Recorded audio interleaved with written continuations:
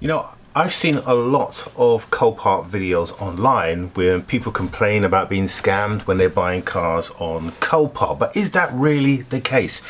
Well, I decided to put together 5 tips on how to buy a car successfully on Copart and to come away smiling. So let's get on to that video.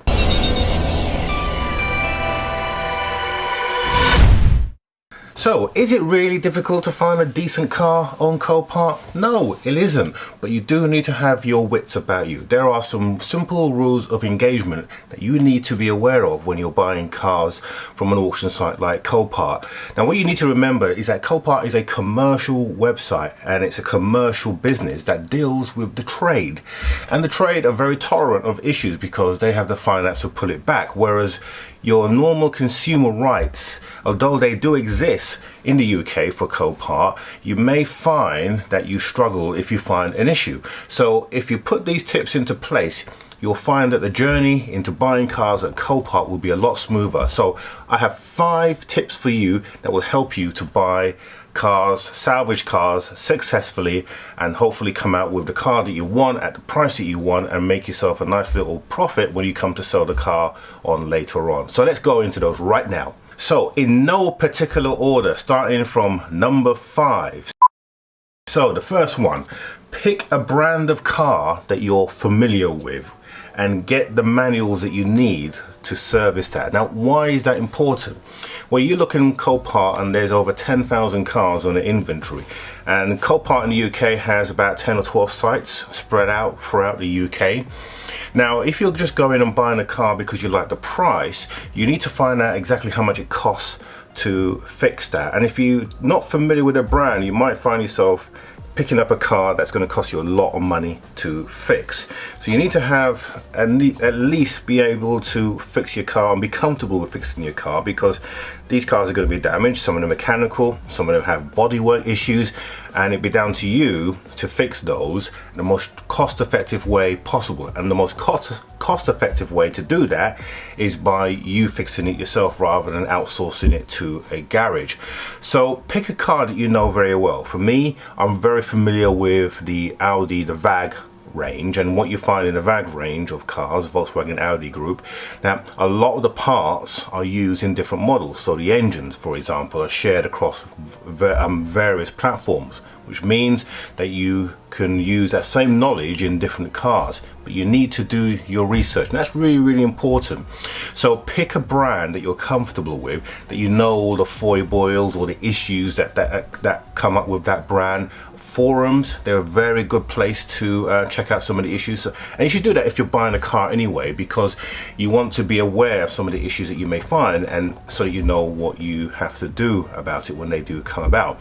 So becoming very familiar with your brand means that when you're looking at the cars on Copart, looking at the pictures, you'll be able to spot telltale signs of certain damage and what extent those damages are. So make sure you do your research, and that takes us on to the next point.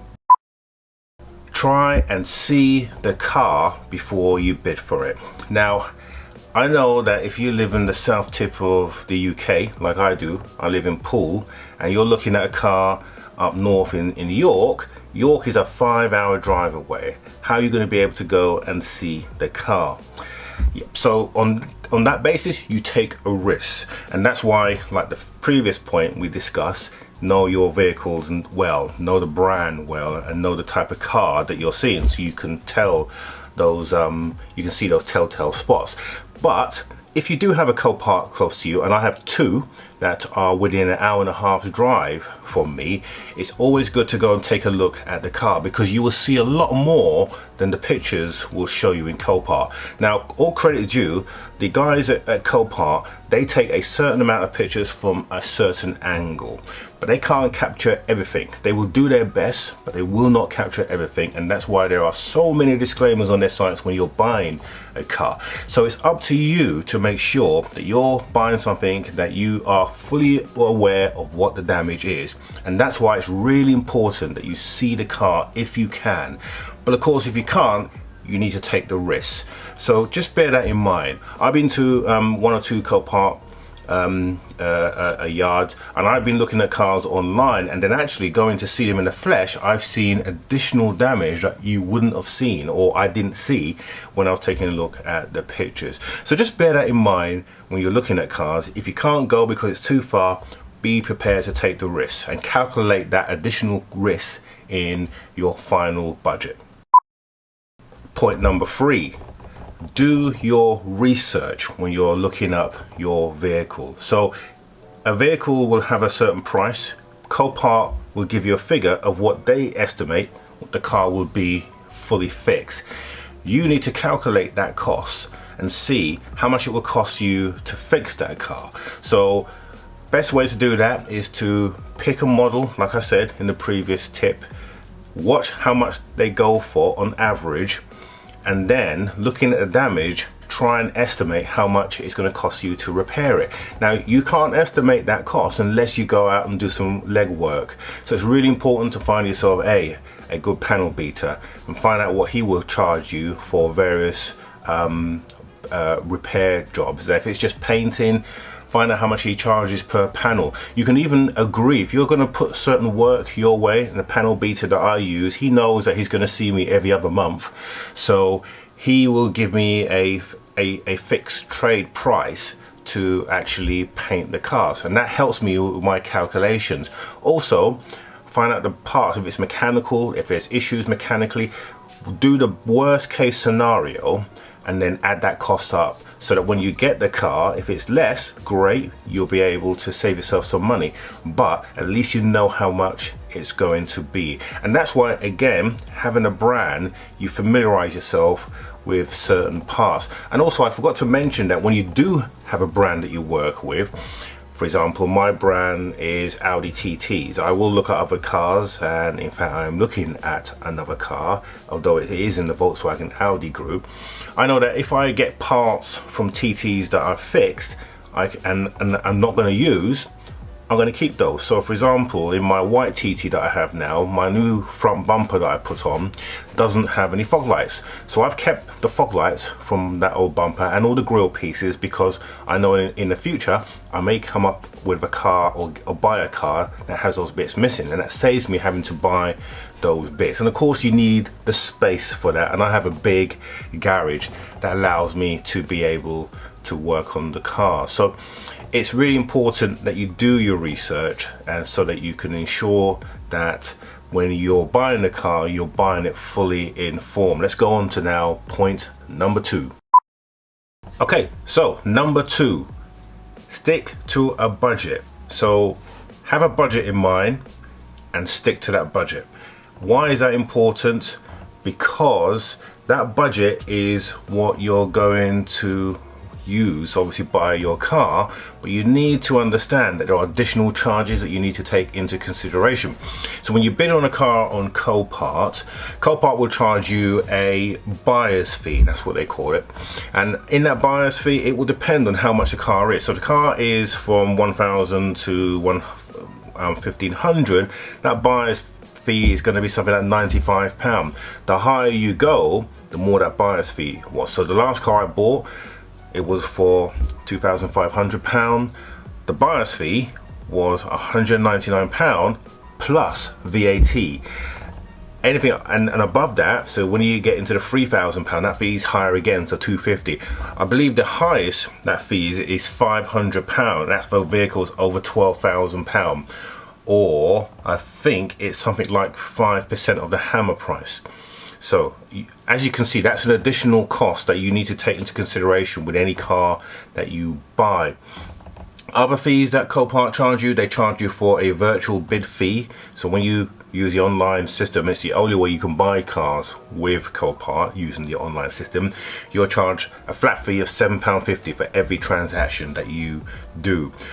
There's also another fee, so when they load the car, they charge you £15. So when they load it onto a vehicle, so whether Copart are delivering that or you're having it delivered on a vehicle that you bring yourself, if you have a van, Copart will charge you £15 for that fee. And all of those charges also have VAT to be put on top of them as well. So take that into consideration. Now, if you're like me, I don't have a trailer, so I'd have to hire a trailer. I always get Copart to deliver the cars for me. It's a lot less hassle. They bring it right to your front door and drop the car off. There's a fee for that, and depending on where you are in the country will depend on what that fee is. So here's a tip that you might want to take into consideration. If you're looking at a car that you've got in your watch list, phone up the yard and find out how much it will cost in advance to deliver in that vehicle. Don't forget that every time they give you a fee, and they'll email it to you, and what I do is I keep a list of those emails so I have a good estimate of what it's going to cost. There's VAT to add on that as well, so that's not your final price. And also you need to consider that if you're out of the area, so picking on York is outside of my delivery area, so they charge an additional fee on top of that. It's not a bad fee, it's around £50–60 depending on how far it is out of the area, but you get the picture. So if your budget is around £4,000, the car that you pick is around £3,000, expect to pay around £800 in additional charges for your final fee. And that's really important, because if you're buying a salvage car, it's not going to be worth, when you fix it up, as much as a car that doesn't have a salvage title. So if you're doing this to buy a car and then sell on for a profit, you need to ensure that you take that cost into consideration as part of your budget, and that's going to help you to ensure that you're bidding at the right price. Fortunately, it's not like eBay where people go mad, and we're going to go on to that on our next tip that we're going to bring to you. Traders tend to be very much more constrained, and that's a tip for you. So if you're bidding on a car and all of a sudden the bid goes quiet, take heed that the other traders have worked out what the cost is of that car. And if you're wondering, how do I work out what the cost of the car should be, look at Parker's Guide, or if you're in the trade, or you can purchase it as well, the Glasses Guide. That gives you an accurate cost of what the car will be worth once it's sold. I don't think that they take into consideration salvage cars, so you will need to drop it by a few £100. But the good thing is that the stigma on salvage cars, it doesn't exist. Well, it does exist, but it's not as bad as it used to be in the old days. However, the car will be worth less, and you just need to take that into consideration. So remember, set yourself a budget, don't go over that budget. Right, so let's go on to the next tip, number 1. Okay, so tip number 1, and this isn't a 1 to 5, and this number 1 is more important, it's just the order that it's come on. Don't bid on cars early. Now, you might think to yourself, well, why not? I'm interested in the car, so why don't I just put a bid in now? Well, the reason why you don't want to put a bid on early, or try not to put a bid on the cars too early, is that it artificially raises the car. What you'll see with each of these auctions is that there'll be a number of people who will be watching it, and none of them will bid until close to the day. But sometimes newbies, what they tend to do is they'll put in a big bid in the car, and all of a sudden the car has shot up in price, and then on the auction you'll find that the car has less movement. But what you got to remember is that there is a seller who's selling that car, and if he sees that the car is not getting as much traction, or if the car is not getting to his bid price but gets close because the bids have been put in earlier during the week, then he's not going to be so willing to sell the car on or let it go for a lower price. So I saw this a couple of weeks back. There was an R8, an Audi R8 that I was watching, and for the first couple of days no one bidded on it. Then it went crazy, and so it went up to about £15,000. In fact, I think I showed it in one of my videos, and then at the actual auction it didn't sell because no one was willing to put a bid in higher. Also, it's happened to me on a TT, and this is where I've learned the lesson, because I was bidding on a TT and I thought, great, I'll put a price in early, and the car sold for a lot higher because I kept on bidding against somebody else, and we were obviously bidding against this car, and the next thing you know, the car was at 2,900, and then the auction, it just went silly. So what I do now and what I find works is that on the day of the auction, if I can't be at the auction live, I will put my bid in at the last moment. So maybe an hour or two, or as close to the auction, the live auction, as I can.